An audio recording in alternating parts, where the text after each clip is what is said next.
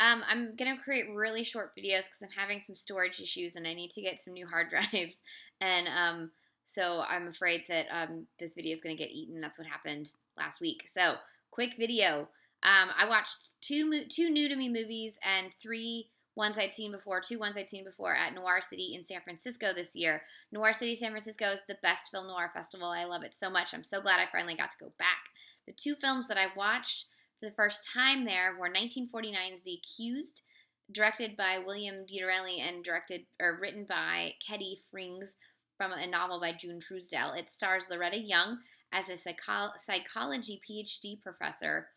She's a PhD professor who takes an interest in one of her students, tries to kind of help him, ends up getting lulled by him into a not a great situation. He tries to rape her. She kills him in self-defense and then covers it up.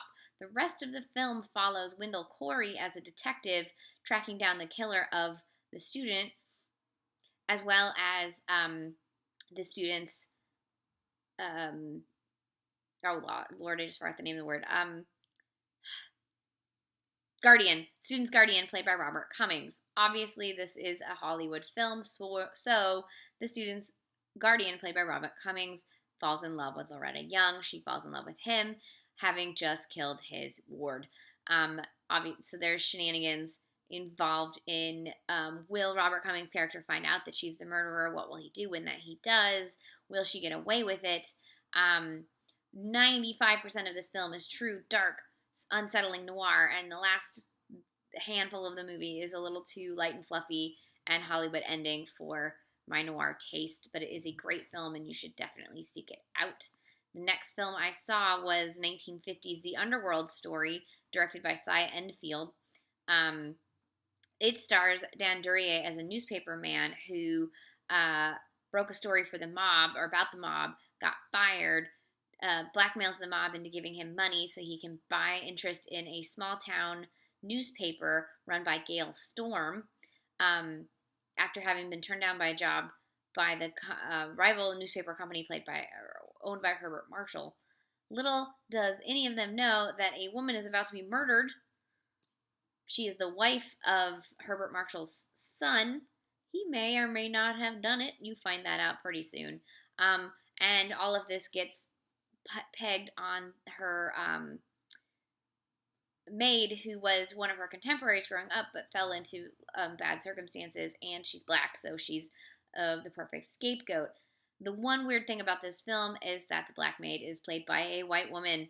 They don't really put her in blackface or anything. They just kind of darken her hair, and they're like, she's black.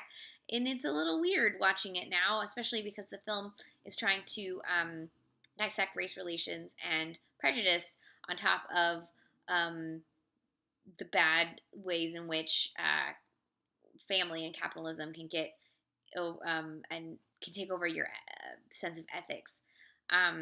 Herbert Marshall is quite good in this film, but the best thing in it is Duryea, who is at the top of his game. It's one of the few leads he's ever gotten to do. He is fantastic. You can get this film from Warner Archive Collection. I highly recommend seeking it out, especially if you're a Duryea fan, because you never get enough of him, and in this film you finally do. And he's really, really good. And again, really dark, wonderful stuff. There's a great mobster played by, who's the mobster? I'm not sure who plays the mobster, but whoever it is that plays the mobster is like so. I think it's Howard Da Silva. He's so charming and awful and wonderful, and it's just fantastic. And I just very much recommend watching this film. It's very sick and twisted. The ending, again, is a little too happy, but and Gale Storm is like too goody two shoes. She's not noir enough. But this was a great film. That's The Accused and The Underworld Story. Both great films. Noir City is fantastic. Check both films out. I'm gonna end this video now because I'm hoping that my computer doesn't eat it.